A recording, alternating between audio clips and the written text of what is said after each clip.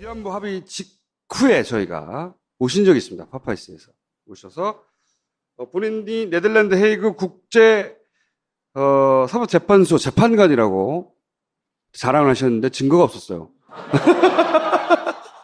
오늘 미리 증거를 깔고 이장희 교수님을 모시겠습니다.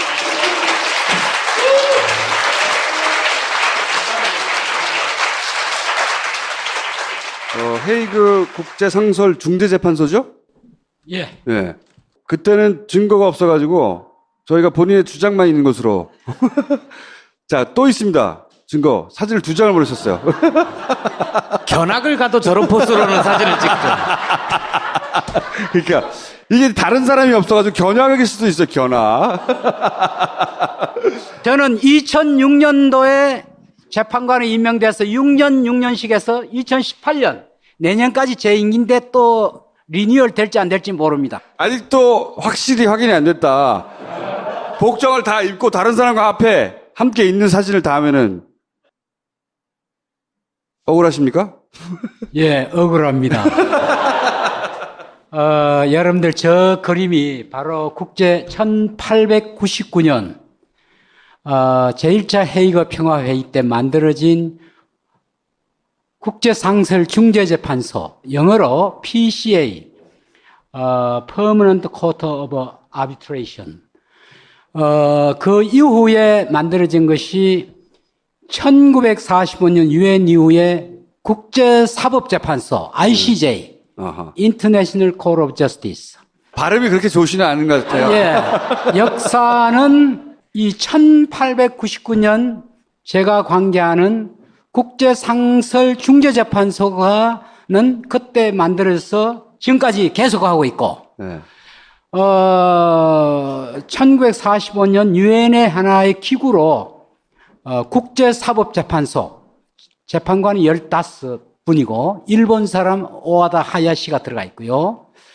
저는 그 국제사법재판소가 아니고 국제상설중재재판소. 아, 그렇군요. 네, 제 기억이 잘못됐군요. 국제상설중재재판소. 여러분 중재재판소, arbitration. 중재재판소의 요사이 좀 각광을 받는 것은 남중국해 사건과 관련해서 필리핀과 중국 네, 그 판결을 내렸죠. 그래서 필리핀이 승. 이겼죠. 네. 사실 필리핀의 배후에는 물론 직접적인 이해관계는 베트남, 인도네시아 뭐 여러 동남아국가 있지만 사실 뒤에는 미국이 있습니다. 미국이 작용했기 때문에 중국이 조금은 제가 봐서는 억울하게 진 재판이다. 중국을 견제하기 위해서 미국이 그렇죠. 뒤에서 영향력을 행사해서 바로 그 남사군도 남중국해는 석유, 광물 지하에 해저에 굉장히 많이 매장돼 있습니다. 경제적 이권이 관련돼 있군요. 그런 중요한 곳에 계셨던 분인데 오늘 모신 이유가 뭐냐면 워싱턴 포스트하고 인터뷰를 했어요. 위안부. 근데 처음으로 외신에다 대고 위안부 문제는 우리가 그 박근혜 정부 시절에 합의했던 건 우리 인정할 수 없다는 맥락의 이야기를 처음으로 한 거거든요. 위안부 합의는 국민에 의해서 피해자들에서 받아들이지 않고 있고 피해자들의 합의에 반대하고 있다. 그래서 일본이 자신의 행위에 대해 법적 책임을 인정하고 사과를 해야 된다. 근데 이 말이 위안부 전현 정부의 합의를 인정하지 못한다는 얘기인 거죠. 끄떡끄떡만 하시면 어떡합니까? 설명을 해주셔야지. 2가지로 오늘 설명해 주세요. 하나는 이 의미가 뭔가 하고 두 번째는 그러면 이게 어쨌든 두 국가 사이에 합의를 한 건데 이걸 국제법상 어떻게 해결할 방법이 있나요? 실제로? 사실 이 위안부 합의를 비롯하여 식민지 과거사 문제에 대해서 일본 사람들이 한국 사람들을 비난하기를 한국은 꼴대를 자주 옮기는 나라다.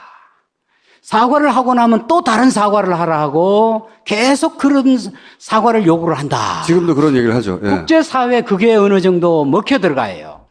그런데 우리가 요구하는 사과는 입에 발린 감성적인 사과가 아니라 일본의 국가라는 단위가 2차 대전 중에 일어났던 반인도적인 범죄에 대한 법적 책임을, 범죄 행위를 인정한다는 법적 책임을 인정하고 국가 단위가 거기에 대한 국가 책임을 지겠다는 이런 사과를 해야. 미안하다는 말이 아니라. 그렇죠. 말로만 하는 게 아니라. 네. 쉽게 말하면 미안하다. 돈 얼마 줄게. 이거는 사과가 아니다. 명예회복이 아니고 아무런 의미가 없는 거예요. 여러분도 알다시피 이 위안부 합의 문제의 핵심의 국제사회 반응은 1998년 유엔 인권위 산하의 소위 차별 소위의 그 당시 특별보고관 여성 게이 맥두갈이라는 분이 바로 특별보고관으로서 한국 정부와 일본 정부, 한국의 피해자와 일본에 또 관련된 사람을 만나고 난 뒤에 유엔에 보고를 하기를 2차 대전 중에 일제 이해하여서 한국 여성에 가해진 이왔던 성적인 노예 행위는 전시 중 국가에서 조직적으로 일어나는 반인도적 범죄다라고 보고를 했어요. 그래서 98년 제50회 유엔 인권 소위는 이것을 채택했습니다. 그리고 채택할 뿐만 아니라 여기에 대해서 조직적으로 일본군, 일본 정부가 관여했기 때문에 책임지고 여기에 대해서 후속적인 조치를 하라고 일본 정부에게 98년에 정식으로 권고를 했습니다. 그 후속 조치가 뭐냐? 국제법을 위반했으니까 후속 조치는 일본이 특별법을 마련해서 그 관련자들, 범죄자는 처벌하고 피해자는 손해배상을 해주는 조치를 해야 되는데 일본 정부는 전혀 하지 않았습니다. 왜 전혀 하지 않은 이유는 그 당시까지만 하더라도 우리 정부조차도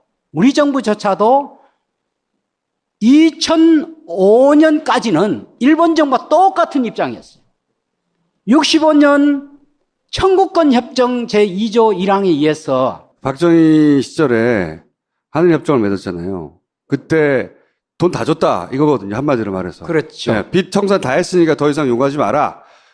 그랬던 거였고 일본은. 예. 그런데 2005년에 무슨 일이 벌어집니까? 2005년에 최초로 한국 정부에 의해서 51년에 65년까지 14년 동안에 청구권 협정을 비롯한 한일 협정 외교 문서가 공개됐습니다.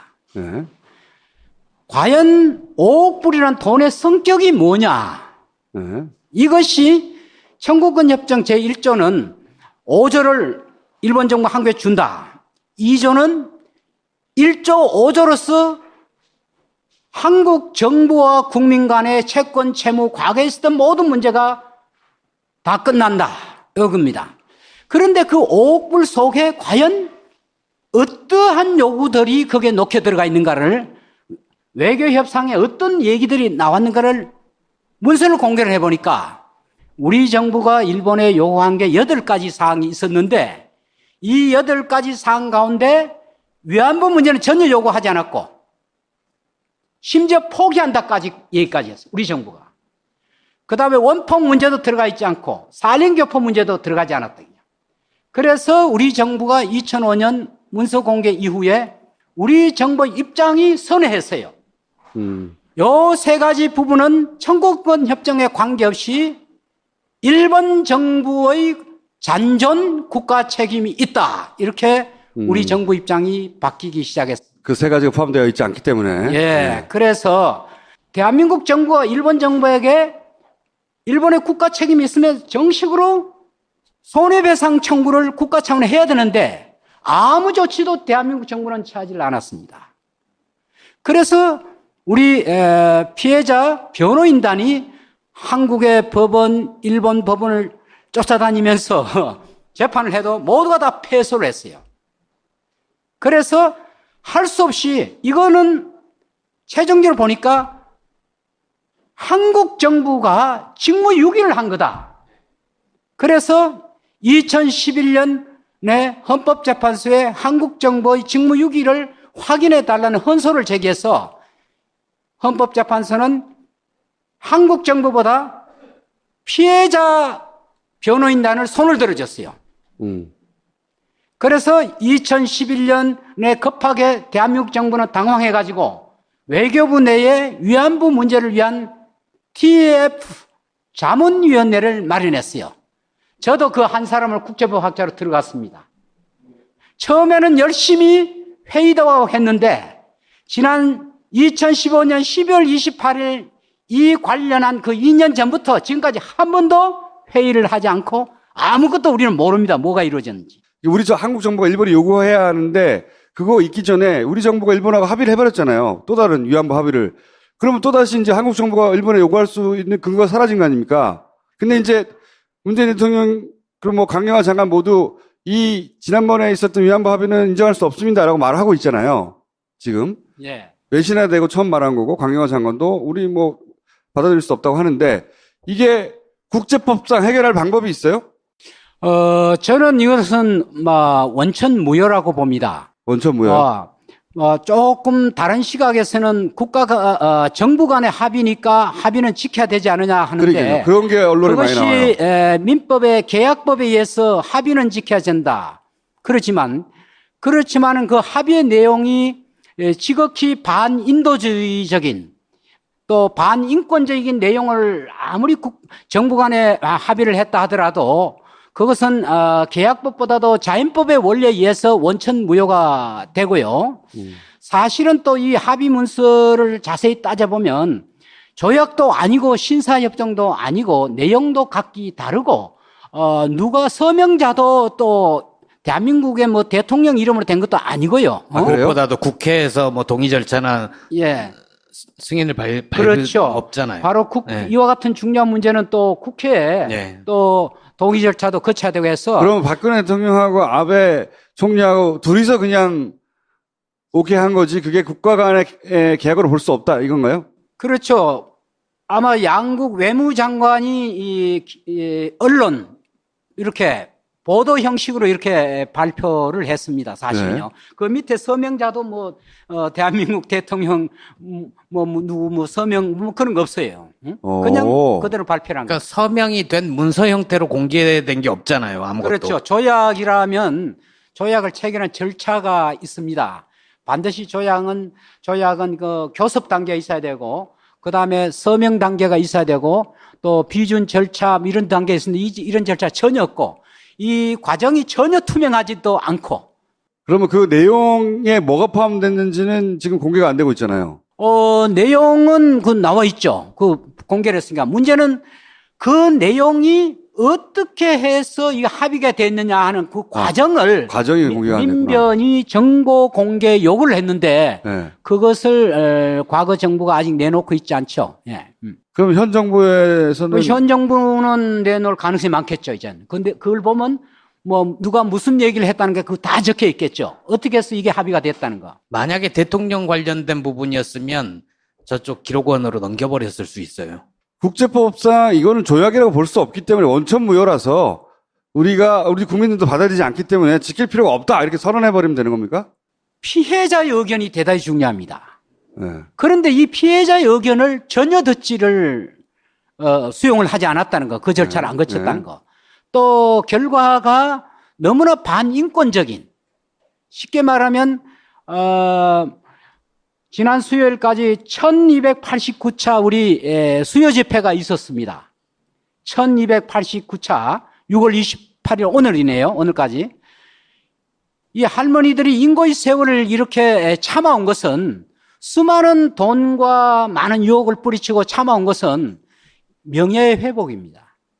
명예의 회복이란 것은 잘못을 한 사람들이 입에 발린 이런 사과성을 하는 게 아니라 법적으로 정말 이것이 불법행위다라는 것을 국가 단위가 인정해 달라는 거죠. 그런데 그런 행위를 하지 않고 그냥 그 과거의 문제를 돈 얼마로서 그냥 끝내자는 거죠. 그거를 박근혜 정부에서는 왜 했을까요? 저는 이 합의는 한일 간의 합의이기도 하지만은 그 당시에 사실은 북한의 핵 문제라 등등 여러 가지 있었고 또 미국이 이 동북아에 있어서의 중국 견제라는 이런 역시. 어떤 신냉전 삼각 구조를 만든 데 있어서 이 한일 간의 가장 이 언론이 잘 돼야 됩니다. 한일 정보보호협정이라든가 이런 등등을 해서 제일 한일 간에 서로 한미일이 동맹관계를 맺는 데 있어서 가장 중요한 게 한일 간의 가장 어려운 점은 이 위안부 문제입니다. 이 문제만 빨리 합의할 것 같으면 한미일, 미국의 중국을 견제하는 하나의 새로운 협력관계 진영 논리 이를 만드는 데 도움이 되기 때문에 새로운 생각 동맹을 맺는데 그렇죠. 미국이 일본을 한국을 압력을 넣은 겁니다. 미국이 한국에다가 위안부 합의를 해주라고 압력을 넣었다. 그렇죠. 그거는 미국의 요구이기도 하고 일본이 미국을 통해서 한국에 압력을 넣은 거기도 하겠죠. 그렇죠. 일본의 이해도 관철되는 거죠, 거기서. 그렇게 사실 해가지고. 아베 정부가 나타나서 가장 우리가 한일 관계 어려운 점이 두 가지인데 하나는 일본의 군사대국주의, 평화헌법 제9조를 비롯한 네. 하나는 과거사 문제에 있어서 식민지 근대화론을 비롯하여 일제 과거 식민지를 청산에 대해서 전혀 하지 않겠다는 그 두 가지 아닙니까? 네. 이 두 가지 문제에 대해서 우리의 우방인 미국이 취하는 입장은 첫 번째 군사대국주의 문제에 대해서는 북한의 핵 문제라든가 미사일 문제 때문에 한국 내에서도 미국의 입장에 대해서 감히 좀 반기를 못 들었어요. 그러나 미국이 일본의 식민지 과거 청산에 대해서 좀 소극적인 문제, 여기에 대해서 미국이 침묵을 지켜왔는데 2015년 3월 달입니까? 그때 미국의 웬디 셔만이라고 그 미국의 국무성에 이분이 식민지 문제에 있어서도 일본의 입장을 두둔하는 발언을 해서 한국에 상당히 그 당시 아마 여러분 무리를 일으킨 적이 과거가 발목을 잡는다고. 그렇죠. 식민지 문제에 그렇게 있어서도 표현했죠. 미국이 일본 편을 미래로 나아가야 된다. 그게 아베 정부가 들어와서 일어난 일이에요. 아베 정부가 말씀하셨다시피 전쟁을 할 수 있는 국가, 다시. 또 하나는 위안부 문제처럼 일본의 명예를 훼손시키는 과거를 지워버리는 작업을 했거든요. 그 일환으로 이 위안부 협정이 맺어졌는데 우리는 맺을 생각이 없고 맺어질 이유가 없는데 이제 미국의 압력으로 맺었다는 게 교수님의 분석이고 사실 전문가들의 분석이 그렇죠. 우리는 맺어줄 이유가 없잖아. 그런데 그게 일본의 이해가 녹아져 있다. 워싱턴에 일본의 이해가 녹아있는 뭐 그게 계속했지만 또 한 가지 더 하자면 사드 배치를 그 과정 그 이후로 하면서 이제 로키드 마틴과 짬짬이를 누가 한 게 아닐까. 저는 거기를 대보고 싶은데. 그러니까 뭐 그 커미션을 먹었을 거라고 누군가가 의혹을 받고 있잖아요. 배치하는 과정에서. 그러면서 그걸 먹고 이 딜을 받아준 게 아닐까. 대통령한테 하라고 막. 90년대 이후에 이 국제사회는 탈식민지, 탈냉전으로 정신사적으로는 명백히 이렇게 가고 있는데 유독 이 한반도는 아직도 냉전의 구조 그리고 또 식민지의 그 아픔 또 분단의 아픔으로 이렇게 우리가 지금 고통을 72년 동안 받고 있습니다. 그래서 저는 이런 문제가 미국이나 외부의 문제도 있지만은 우리 내부에 모든 문제가 있다고 저는 생각합니다. 이 나라에 정말 제대로 된 신념 있고 철학 있고 열린 시간을 가진 정말 정치 지도자나 또 여러분과 저와 같은 사람들도 이 역사의 주체들이 정말 당당하게 그 역사의 시점에서 평화를 외치고 잘못됨을 정말 온몸을 던져서 우리가 거기에 대해서 몸을 바쳤느냐. 아까 우리 참 언론에서도 그와 같은 분도 계시지만은 대부분 체제에 그냥 적절하게 우리 김어준 선생님은 아주 좀 특별한 분입니다만은 그러나 여기 있는 우리 모두가 다 저는 동조를 한 게 아닌가 이렇게 생각되기 때문에 어떻게 해야 됩니까, 교수님? 국제법상 이거는 무효라고 문재인 대통령이 어디 유엔 앞에 가서 막 1인 시위해요?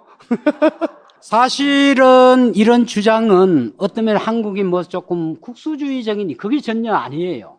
사실은 이것이요 국제사회 보편 흐름에 우리 주장이 맞는 겁니다.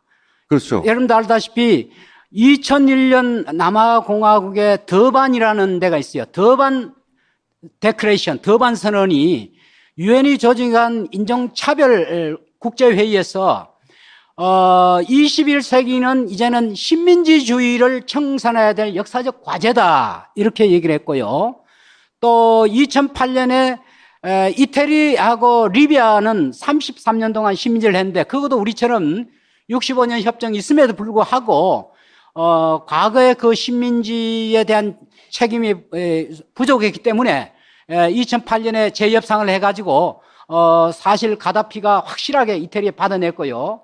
또 영국하고 케냐하고 그래서 우리의 주장이 이게 뭐 우리 국수주의적인 이런 게 아니고 이 우리 주장은 보편적인 인권의 가치와 국제사회가 나가야 될 방향에 일치됩니다. 지금 국제법은요, 과거의 식민지적인 국제법 찌꺼기가 굉장히 많이 있습니다. 우리 영토 문제에 있어서도 무슨 뭐 크리티컬 데이트 이래가지고 결정적 기일 해가지고 예를 들면 독도 문제를 해결하는 데 있어서 뭐 52년 1월 9일 이승만 박사가 평화선을 걷는 때를 무슨 크리티컬 데이트를 한다 이러면 국제사법재판소에서 그 날짜 이전에 있었던 사안만 재판에 고려하고 그 이후에 일어난 것은 전혀 고려하지 않는다. 이것이 다 식민지적인 영토 논리입니다.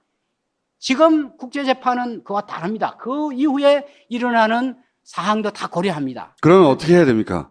교수님. 저는 이 조약에는 다자조약이 있고 양자조약이 있는데요. 다자조약은 뭐 10개 국가가 해서 한 나라가 마음에 안 들 것 같으면 한 나라만 빠지면 되지만 양자조약은요. 한쪽의 조약 당사자가 종료를 통과한다든가 철회를 통과한다든가 하면 끝나는 겁니다. 그러면 우리 어떤 안 걸로 해도 하자. 되는 거예요? 네. 그러니까 우리는 안 해. 정식으로 우리 정부가 일본 정부에다가 조약의 철회를 통보를 하면 됩니다. 간단하네요. 예, 간단합니다. 그런데 물론 그로 인해서 여기에 네. 대해서 우리 한국 내에서도 뭐 국제적인 합의니까 지켜야 한다는 이런 얘기들이 아주 양심 있는 사람도 굉장히 얘기를 하더라고요. 네. 국제적 합의도 계약법과 같은 민법 같으면 몰라도 이와 같은 인류에 반하는 자연법에 반하는 이런 내용 자체가 반인도주의죄는 이것은 처음부터 원인무효, 누랜드 보이드입니다. 원인무효입니다. 그러면 그거를 국제적으로 널리 알리고 강경화 장관 같은 양반이 막 돌아다니면서 이거는 원천 무효라고 알리고 국내에서도 그걸 충분히 알리고 어느 순간 무효다 선언해버리면 되는 거네요? 우선 우리 정부가 이게 정부 차원에서 정부 간에 했으니까 우리 정부 알려야지요. 네, 그렇죠. 우리가 당연히. 공식 알리고 그리고 여기에 계시는 여러분들 우리는 저는 학자니까 영어로 글을 썼어. 어이 뭐 저는 영어로 벌써 이 글을 2편 썼습니다. 논문을 장문을 국제지에도 발표를 했고 그다음에 미국의 주요한 프레스에 가서 기자회견도 하고 유럽에 가서 얘기도 하고 하면 정확하게 국제사회의 친구들에게 네트워크에서 알려야 됩니다. 그러면 이제 국제사회를 움직이는 것은 물리적인 힘 같지만 실질적으로 국제사회를 움직이는 것은 강한 국제 여론입니다. 이 대단히 중요합니다. 자, 그러면은 어떻게 해야 되는지 알았고요. 그럼 언제 시작하죠? 지금 저는 뭐 항상 하고 있는데 여러분도 같이 합시다. 그리고 수요 집회도 열심히 나가고요. 네. 근데 이번에 우리 외교부 장관도 처음부터 28일 합의까지 전면 그 과정을 검증 과정을 재조사하겠다고 이렇게 네. 그렇죠. 나옵니다. 강경화 장관이 그 얘기를 했죠. 이거 어떻게 체결된 거야? 이거 조사해 이렇게 된 거죠. 그렇죠. 그러니까 그 과정 자체에 대해서 뭐 제가 그 TF팀의 자문위원이라고 했지 않습니까? 근데 2015년 12월 28일 그 전 1년 6개월 전부터는 지금까지 회의가 한 번도 없어요. 교수님한테만 연락 안 한 건 아닌가요? 아니, 다른 분들도 회의 안 열었다고 들었어요. 자, 그러면은 강경화 장관이 지시한 도대체 이 협정을 어떻게 맺은 거야라고 하는 조사 결과가 나오면 그때부터 대대적으로 공격적으로 이건 원천 무효라고 주장할 수 있는 시점이 될 수 있겠군요. 뭐 저는 지금 철회를 통보를 해야지 우리 정부가. 아니, 뭐 대통령께서도 조사 아주 과정을 거쳐야 핵심을 되니까. 짚었어요. 아주. 핵심을 짚었어요? 예. 왜 핵심을 짚었냐면 뭐 여기에 계시는 여러분들 아마 그런 얘기 들었죠. 아니 몇백 번 일본이 사과해야 사과하는 거냐. 감성적으로 사과를 그걸 우리가 듣고 싶어 하는 게 아니라 위안부 할머니가 저렇게 고생을 하고 수요 집회를 1000몇 분 해온 것은 명예회복이고 법적인 법적인 범죄 책임을 행위, 인정하라. 법적 책임을 인정해야 예. 일본 정부가 그에 따른 국내 법을 만들어야 우리 피해자들이 일본 법원에 소를 제기하면 일본 판사는 국내법이 지금 없습니다. 그런 특별법이. 예. 국내법에 따라서 재판하면 처벌도 하고 손해배상 반대 이런 얘기입니다. 그러니까 법적 책임을 인정하고 법적 책임을 인정한 다음에 그 관련 그에 따른 후속법을 만들어야 돼, 일본이. 후속법을 만들고 후속 특별법을 만들어야 그리고 나서 정부 차원의 사과가 있으면 그게 사과를 하는 것이다. 제대로 된 사과죠. 그게 없으면 말로 하는 말로 하는 사과는 뭐 필요 여러분들 없다. 알다시피 93년에 고노다마, 95년 무라야다마 다마, 그리고 또 한일 강제병합 100주년 때도 일본의 수상이 심심한 여러 가지 종류 했잖아요. 통서개념, 그건 전부 다 입에 이런 발린 거. 사과. 그거 아무 소용 없는 겁니다. 제대로 된 법적인 책임을 인정하는 사과를 하라. 오늘 여러분들, 여기 계시는 분들, 이제 법적 책임을 인정하는 사과를 안 하면 그 사과는 아무 의미가 없다. 이걸 아셔야 됩니다. 여기까지 하겠습니다. 위안부 합의 직후에 저희가 오신 적이 있습니다. 파파이스에서 오셔서 본인이 네덜란드 헤이그 국제 사법재판소 재판관이라고 자랑을 하셨는데 증거가 없었어요. 오늘 미리 증거를 깔고 이장희 교수님을 모시겠습니다.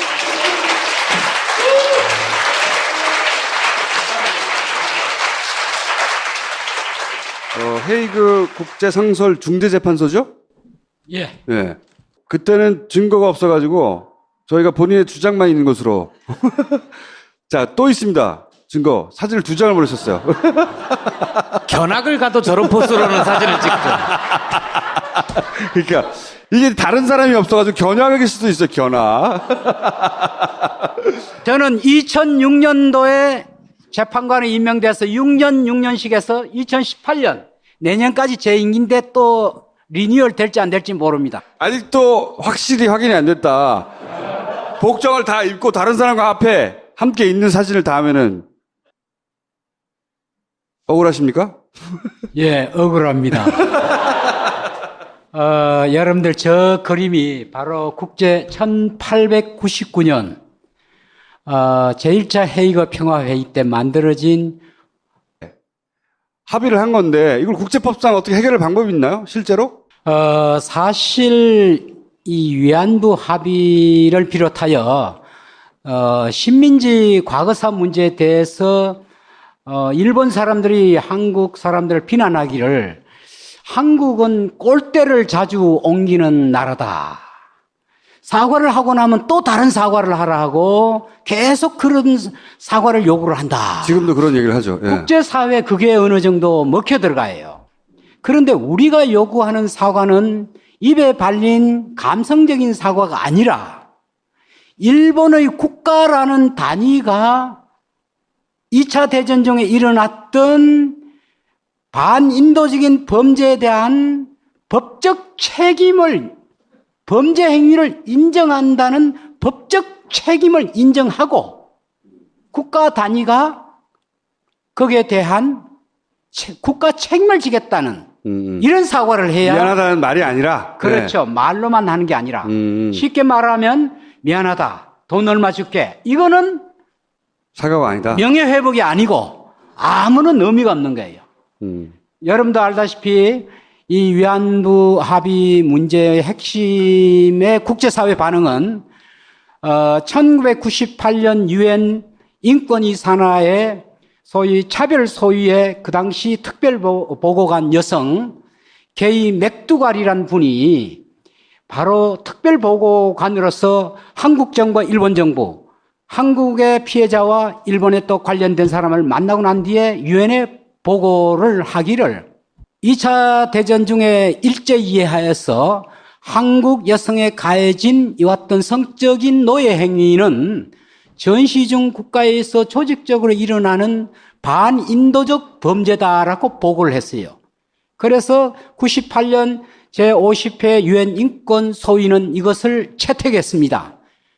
그리고 채택할 뿐만 아니라 여기에 대해서 조직적으로 일본 정부가 관여했기 때문에 책임지고 여기에 대해서 후속적인 조치를 하라고 일본 정부에게 98년에 정식으로 권고를 했습니다. 그 후속 조치가 뭐냐? 국제법을 위반했으니까 후속 조치는 일본이 특별법을 마련해서 그 관련자들, 범죄자는 처벌하고 피해자는 손해배상을 해주는 조치를 해야 되는데 일본 정부는 전혀 하지 않았습니다. 왜 전혀 하지 않은 이유는 베트남, 인도네시아 뭐 여러 동남아국가 있지만 사실 뒤에는 미국이 있습니다. 예, 미국이 작용했기 때문에 중국이 조금은 제가 봐서는 억울하게 진 재판이다. 중국을 견제하기 위해서 예, 미국이 예, 그렇죠. 뒤에서 영향력을 행사해서 바로 그 남사군도 남중국해는 석유, 광물 지하에, 해저에 굉장히 많이 매장돼 있습니다. 경제적 이권이 관련돼 있군요. 그런 중요한 곳에 계셨던 분인데 오늘 모신 이유가 뭐냐면 워싱턴 포스트하고 인터뷰를 했어요. 위안부. 근데 처음으로 외신에다 대고 위안부 문제는 우리가 그 박근혜 정부 시절에 합의했던 건 우리 인정할 수 없다는 맥락의 이야기를 처음으로 한 거거든요. 위안부 합의는 국민에 의해서 피해자들에서 받아들이지 않고 있고 피해자들의 합의에 반대하고 있다. 그래서 일본이 자신의 행위에 대해 법적 책임을 인정하고 사과를 해야 된다. 근데 이 말이 위안부 전현 정권의 합의를 인정하지 못한다는 얘기인 거죠. 끄떡끄떡만 하시면 어떡합니까?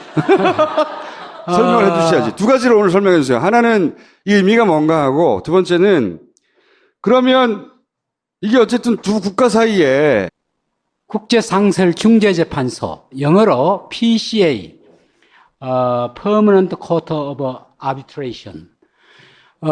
그 이후에 만들어진 것이 1945년 유엔 이후에 국제사법재판소, ICJ, 아하. International Court of Justice. 발음이 그렇게 좋으시는 않은 것 같아요. 예. 역사는 이 1899년 제가 관계하는 국제상설중재재판소가는 그때 만들어서 지금까지 계속하고 있고, 네. 1945년 유엔의 하나의 기구로 국제사법재판소 재판관이 15분이고 일본 사람 오하다 하야시가 들어가 있고요. 저는 그 국제사법재판소가 아니고 국제상설중재재판소. 아, 그렇군요. 네, 제 기억이 잘못됐군요. 국제상설중재재판소. 여러분 중재재판소, arbitration. 중재재판소의 요사이 좀 각광을 받는 것은 남중국해 사건과 관련해서 필리핀과 중국 네, 그 판결을 내렸죠. 그래서 필리핀 승. 필리핀이 이겼죠. 네. 사실 필리핀의 배후에는 물론 직접적인 이해관계는